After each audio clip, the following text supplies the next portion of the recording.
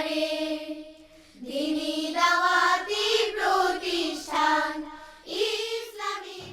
আসসালামু আলাইকুম ওরহমতুল্লাহি ওবরাকাতু। সুপ্রিয় দর্শক, আপনারা যে যেখানে আছেন, ইসলামের খেদমত অনুষ্ঠান থেকে আপনাদেরকে স্বাগত জানাচ্ছি। আপনারা জানেন, জাতির পিতা বঙ্গবন্ধু শেখ মুজিবুর রহমান কর্তৃক প্রতিষ্ঠিত ইসলামিক ফাউন্ডেশন এই অনুষ্ঠানটির আয়োজন করে থাকে এবং আমরা প্রতি শুক্রবার এই সময়ে আপনাদের সামনে নতুন একটি বিষয় নিয়ে হাজির হই। আজকে আমরা যে বিষয়টি নিয়ে আপনাদের সামনে হাজির হয়েছি সেটি হলো বাংলাদেশের সংবিধানে মদিনা সনদের প্রতিফলন। এবং এ বিষয়ে আলোকপাত করার জন্য, আলোচনা করার জন্য আমাদের স্টুডিওতে দুজন সম্মানিত অতিথি উপস্থিত হয়েছেন। আসুন প্রথমে আমরা তাদের সঙ্গে পরিচিত হই। আমার ডানে উপস্থিত রয়েছেন ইসলামিক ফাউন্ডেশনের মহাপরিচালক জনাব শামীম মোহাম্মদ আফজাল। আসসালামু আলাইকুম ওয়া রাহমাতুল্লাহি ওয়া বারাকাতুহু। স্টুডিওতে আরও উপস্থিত আছেন জগন্নাথ বিশ্ববিদ্যালয়ের ইসলামিক স্টাডিজ বিভাগের সম্মানিত অধ্যাপক ডক্টর আহমদ আবুল কালাম আজাদ। আসসালামু আলাইকুম ওয়া রাহমাতুল্লাহি ওয়া বারাকাতুহু। আমি প্রথমেই অধ্যাপক ডক্টর আহমদ আবুল কালাম আজাদ আপনার কাছে আসছি।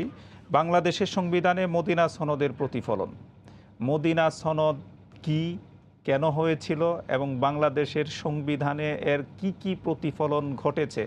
একটি সংবিধান একটি রাষ্ট্রের প্রধান এবং প্রধান আইন, এই আইন অনুযায়ী আইন গ্রন্থ, এই আইন অনুযায়ী একটা দেশ পরিচালিত হয়। বাংলাদেশের সংবিধানে মদিনা সনদের কোন কোন বিষয়গুলো এসেছে বা প্রতিফলিত কিভাবে হচ্ছে, এই বিষয়ে যদি একটু আলোচনা করতেন। মদিনার সনদের সাথে মদিনা শব্দটি জড়িত, যেটা আমরা শব্দটার মধ্যেও দেখতে পাই। ইসলামের ইতিহাসে, সিরাতে নবাবিয়ার ইতিহাসে আমরা যেখানে দেখি, সিরাতে ইবনে ইসহাক তিনি এই মদিনার সনদকে উল্লেখ করেছেন চমৎকারভাবে, এবং পরবর্তীতে ঐতিহাসিকরা এটি উল্লেখ করেছেন। মদিনার সনদ এটি সুন্নাহর অংশ, রসুল করিম সাল্লাল্লাহু আলাইহি সাল্লামের জীবন আদর্শের অংশ।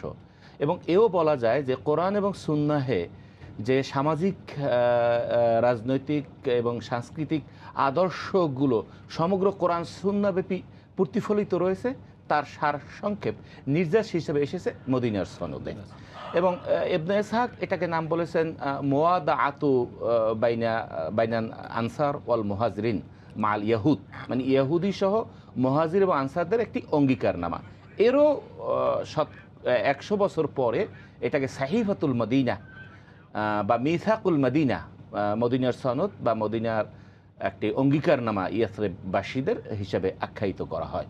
রসুল করিম সাল্লাল্লাহু আলাইহি ওয়াসাল্লাম মক্কাতে 53 বছর অবস্থান করার পরে যখন মক্কা থেকে মক্কাবাসীদের আক্রমণ, ষড়যন্ত্র, প্রধানত আল্লাহ রাব্বুল আলামিনের হুকুমে যখন মদিনায় হিজরত করেন, এবং খ্রিস্টাব্দ হিসেবে সেটি হলো 622 খ্রিস্টাব্দ, আরবি মাসে রবিউল আউয়াল মাসে।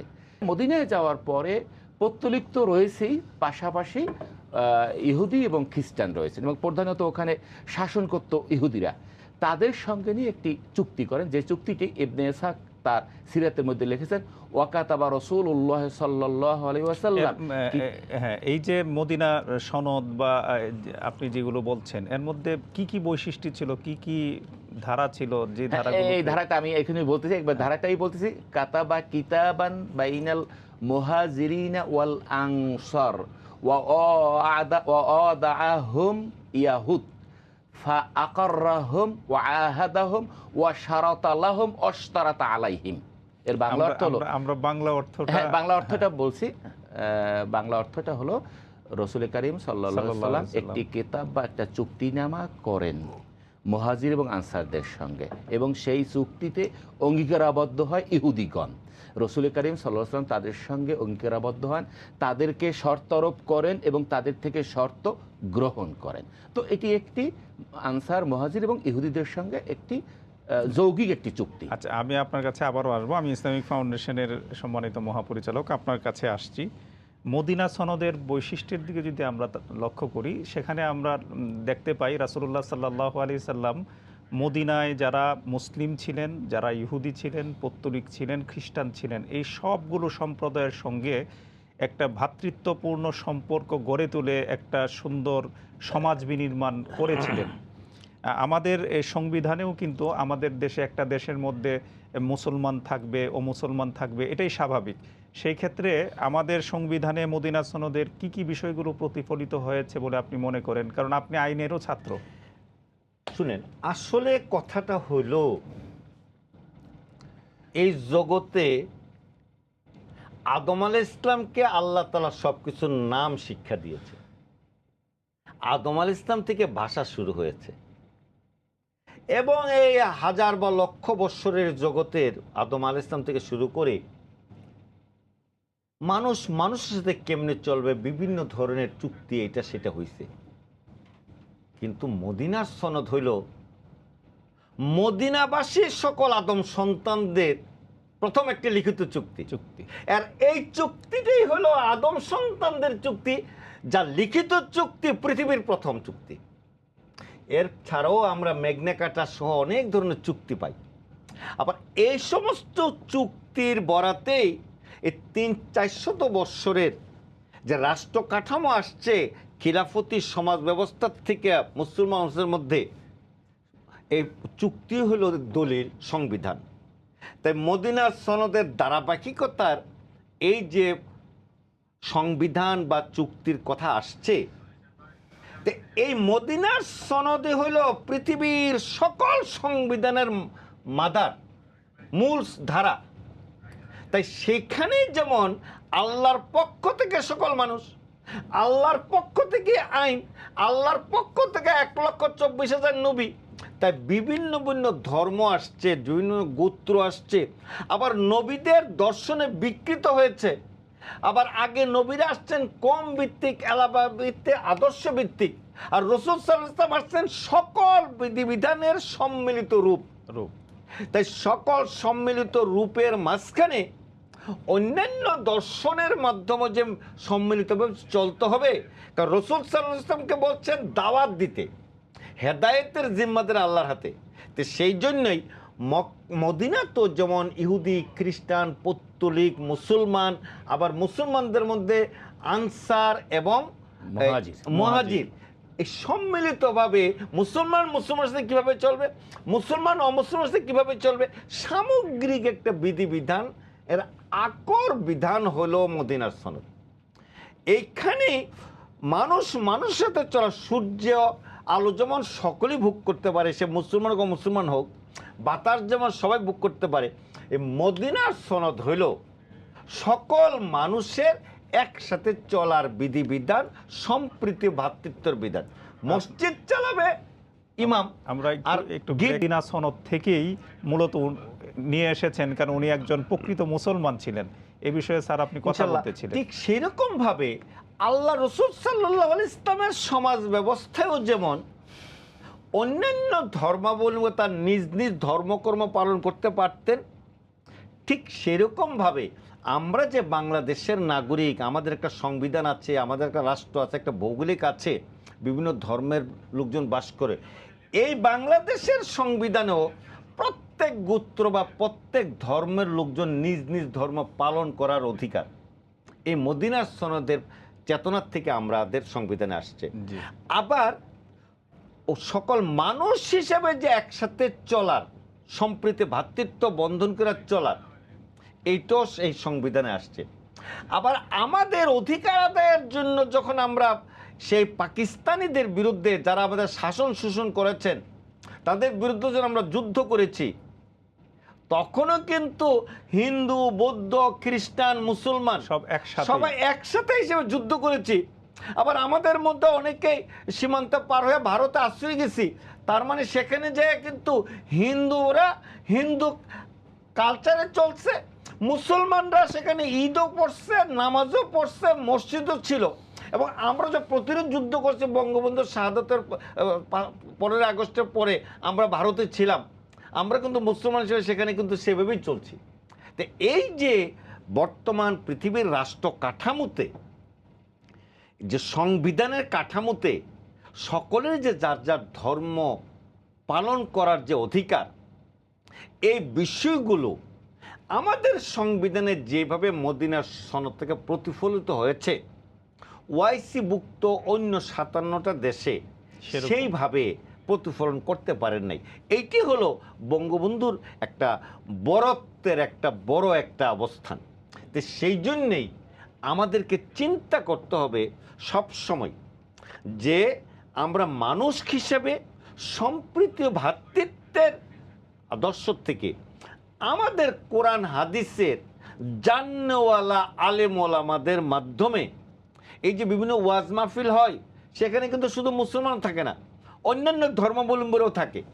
আমাদের দেশে যখন খাজা মঈনুদ্দিন চিশতি রাহমাতুল্লাহ আলাইহি সব বুজুর্গান দিনের দাওয়াত দিচ্ছেন, তারা তো মানুষকে দাওয়াত দিছে, তখন তো মুসলমান ছিল না, মানুষকে দাওয়াত দিছে, অনেকে আকৃষ্ট হয়েছে, তারা ধর্ম।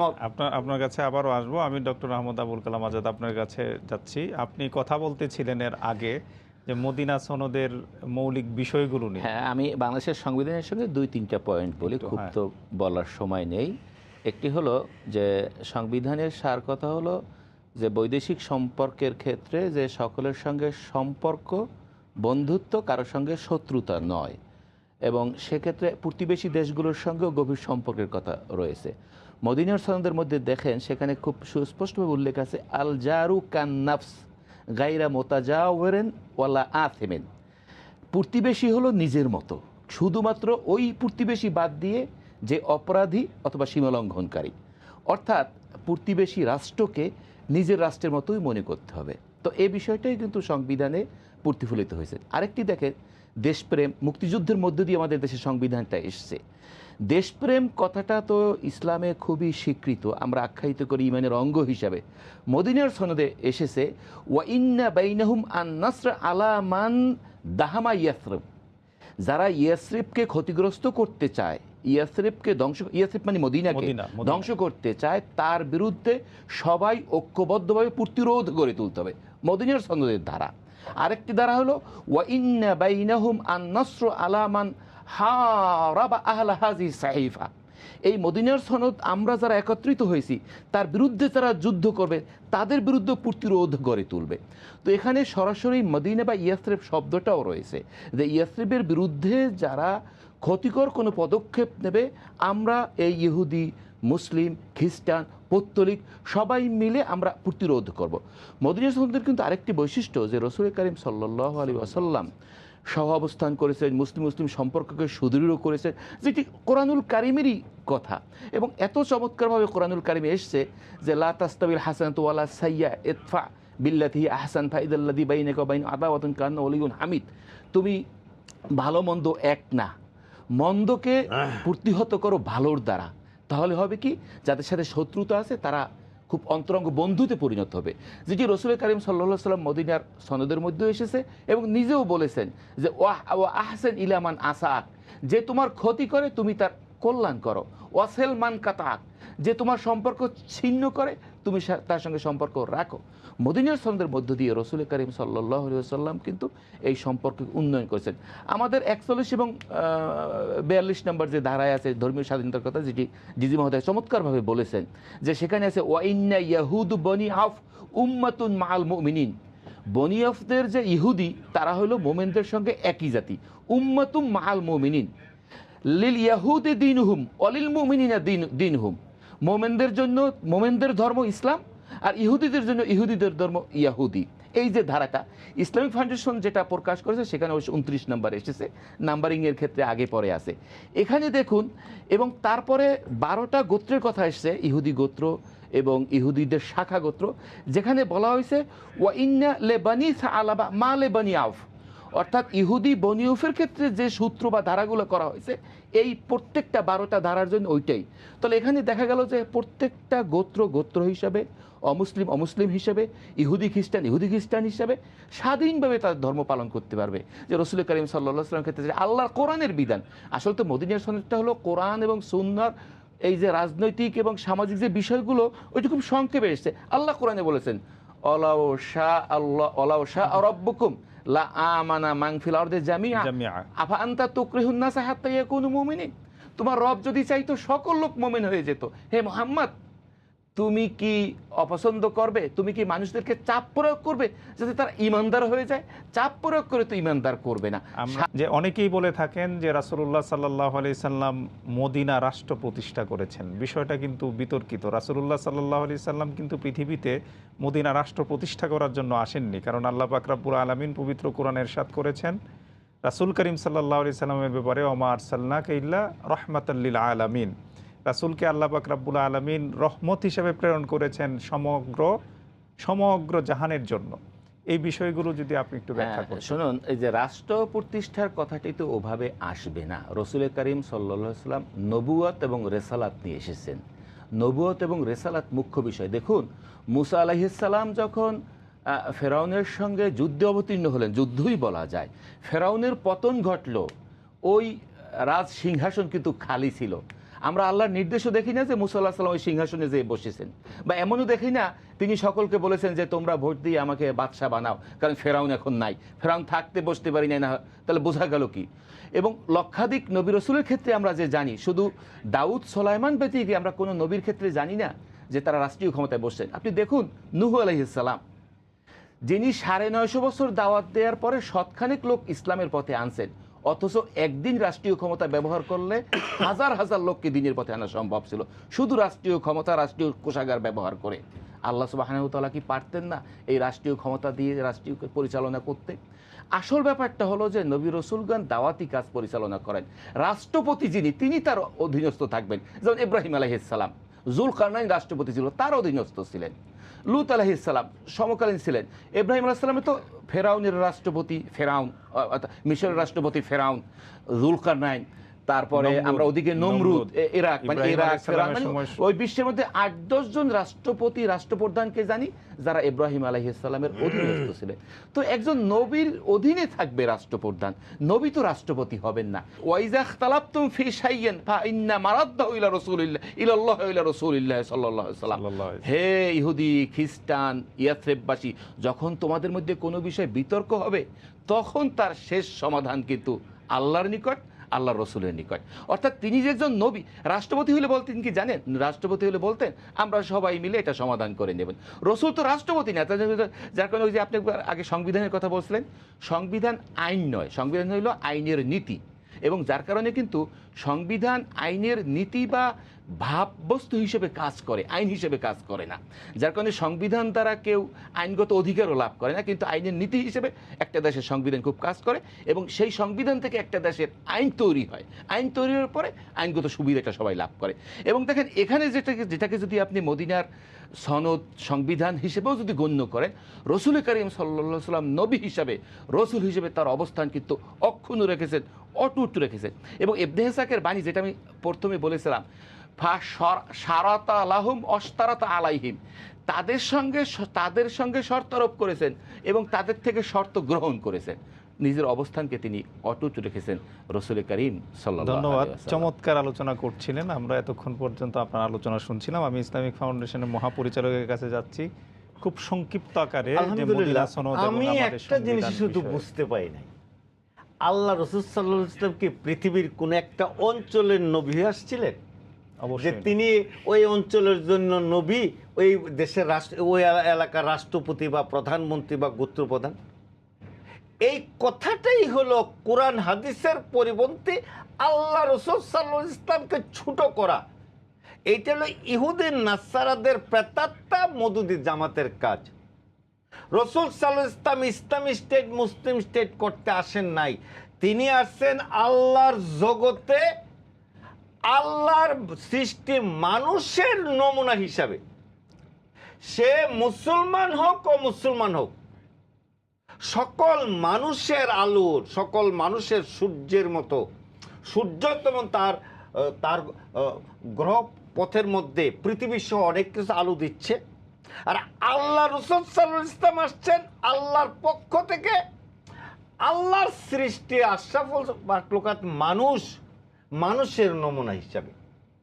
আর মানুষের নমুনা হিসাবে অনেকে কোরআন হাদিসের আলোকে উম্মতে মুহাম্মদও থাকবেন, আবার অনেকে নবী করিম স্বীকৃত অন্যান্য নবীদের উম্মতও থাকবেন। সকল মানুষ কিভাবে একসাথে চলবে, এইটাই হলো পৃথিবীর নমুনা, হলো মদিনার সনদ। এই মদিনার সনদের বিধানের আলোক পূর্বে মানুষের সম্প্রীতি, ভ্রাতৃত্বের আর কোনো লিখিত দলিল ছিল না। এখন এটা বলাটা ঠিক হবে কিনা জানি না।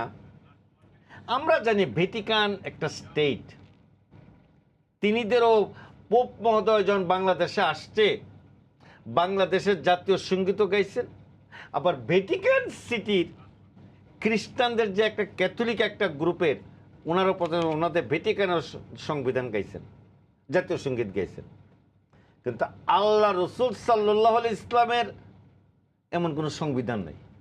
ওনার সংবিধান হলো কোরআন, ওনার সংবিধান হলো কালিমা, ওনার সংবিধান হলো সারা জগতের মানুষকে সুন্দর মানুষ হওয়ার জন্য দাওয়াত দেওয়া। কিন্তু দুনিয়াবি স্টেটের সংজ্ঞার আওতায় রসুল সাল্লাল্লাহু আলাইহি ইসলামের কে আনা যাবে না। এটা আল্লাহর বিধানের আলোকে উনি সারা জগতের নমুনা, সারা জগতের জিম্মাদারি, সকল আদম সন্তানের নবী হিসাবে উনি আসছেন।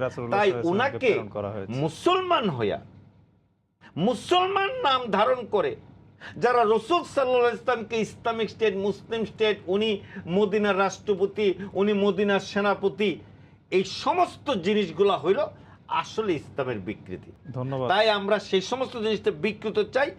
আমরা প্রকৃত নবী করিম সাল্লাল্লাহু আলাইহি ইসলামের দেওয়া মদিনার সনদের আলোকে সারা জগতের মানুষকে কিয়ামত পর্যন্ত সামাজিক বিধিবিধান হিসাবে বিশ্ববাসীর কল্যাণের জন্য মদিনার সনদকে আমরা কাজে লাগিয়ে, এবং যেটা আমাদের দেশের সংবিধানেও বিশ্ব শান্তির প্রতিষ্ঠায় আমাদের দেশের সংবিধানেও এই মদিনার সনদের প্রেরণা এসেছে, কাজে লাগাইছে।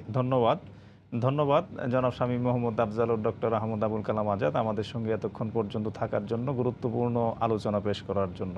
সুপ্রিয় দর্শক, আমরা অনুষ্ঠানের একেবারেই শেষ প্রান্তে এসে পৌঁছেছি। আপনাদের সবাইকে এতক্ষণ পর্যন্ত আমাদের সাথে সঙ্গ দেওয়ার জন্য ধন্যবাদ জ্ঞাপন করছি এবং আগামী অনুষ্ঠান দেখার আমন্ত্রণ জানিয়ে আজকের মতো এখানেই শেষ করছি। আসসালামু আলাইকুম ওয়া রাহমাতুল্লাহি ওয়া বারাকাতুহু।